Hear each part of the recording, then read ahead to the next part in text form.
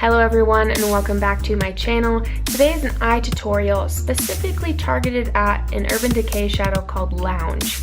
I just think this is such a cool shadow and you can do a lot with it. It has a really cool shift to it. I swatch it and talk about it a lot in this, obviously, because that's kind of the concentration and the point of this video. But if you would like to hear my thoughts on this eyeshadow as well as see this look, then please keep watching. Hello. I already have this eye done. I am so excited about this single shadow. When I first got it, I was like, man, I'm not too crazy about it. And then when I got to using it and blending it out, I was like, this shadow is freaking cool. This is what it looks like. Here's a little bit of a closer view. I am obsessed with this shade. It is so cool. It has a really awesome shift to it. But once you blend it out, and I will show you in a swatch, but once you blend it out, you can really get this crazy dimension with this warm brown, ugh. So the thing that I like about this shadow is that you can get a really heavy payoff with it, but if you blend it out and keep your application light, you get a totally different color. And that is why I really like this shade just by itself, and you can do so many things with it. So there's the original swatch, full on. Bam! But you can see the shift. You see what I'm saying? So you see that green as it changes as the light hits it? So then over here, you have it really blended out, super light, and you get this warm brown that's has a little bit of shift to it, but I love lettuce. So good. Urban Decay talks about this shadow as a shimmer, so it has a sheen to it instead of a glitter, so you're not going to get those chunks and stuff. But it is described as a brick red with a green shift. So if you could tell kind of from the swatches that I just showed you, it has this really interesting, unique kind of complexion. I'm not sure how to even describe it. I will list anything that I used today down in the description box below, so if you're curious about anything that's on my face, or if you just kind of want to look at the products in general, I will include those down below. But as you can see from this eye, I used just a few products, really just 3 shadows and a liner. So it's very easy to do. You of course don't need these exact shades to do this, but the Lounge shade is awesome. Just saying. I used Laura Mercier translucent setting powder to set my eye. I just took a Morphe M505. I use this brush all the time on my channel, and I just kind of tap off the excess, so dip it in, tap off excess, and then just kind of blend it on to my lid, kind of all over.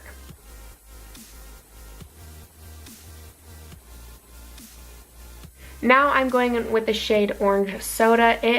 You can barely even tell that there's color still in this.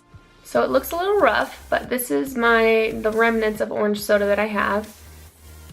I love this color. So I'm just going to take that same M505, that Morphe brush, and I'm going to just blend it all over my lid. Kind of like what I just did with the translucent, but not bringing it up all the way. This is one of my go-to all over colors. And now I'm going to take that same shade, so that Orange Soda that I'm using now, and I'm just going to take a small detailed brush and run it along my lower lash line, pretty much the entire thing except this little pocket right here.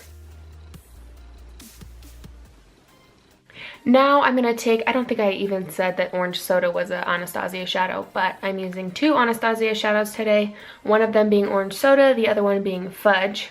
This is what the shadow looks like up close.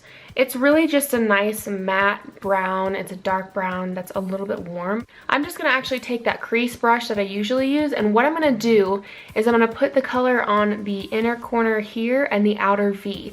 I'm going to leave the middle of my lid blank, and that's where I'm going to put the Lounge shade. It's kind of like that halo effect, if you're familiar with that.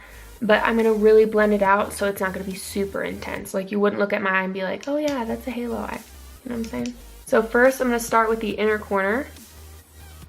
You got to be careful with these. If you're super intimidated by dark shadows, I've said it once, I will say it again, start light and then build.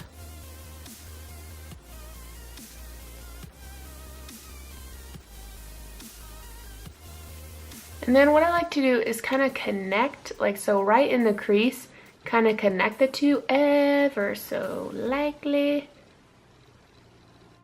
I mean, you could probably hardly tell on camera, but you're gonna do a lot of blending with this look if you're recreating this. Now for the Lounge shade, I'm gonna take a flat detailed brush and I'm basically gonna pat it and press it down first, lightly, and then kind of build it up. I'm gonna kind of aim for this one, so the more intense, and then blend it out. So it's kind of like a happy medium, you know? Okay. I like using flat detailed brushes like this too, because you don't get as much fallout if you really press it on and kind of build up. Of course, if you went into the shadow and like dug it in, you'd have probably more fallout because there's more pigment on your brush and it's just gonna fall off your brush. You understand?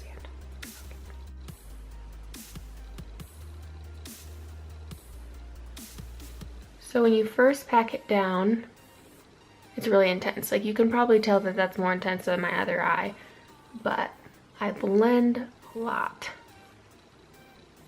But you can really, really get this color to look like very green. I like it. Now I'm going to go back to that fudge shade and I'm going to take that same brush that I used before and I'm going to just add a little bit more intensity, a little bit more color onto the inner and the outer corners.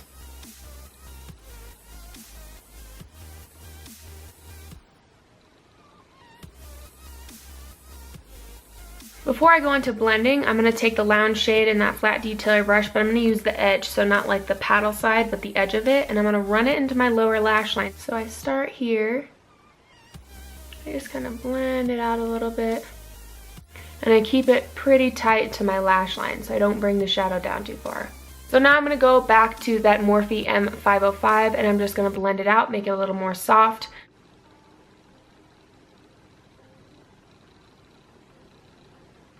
For liner today, I went in with one of my favorites, the Urban Decay's 24/7 Glide On Eyeliner in the shade 0. I've used this shade for a very long time, and I love it.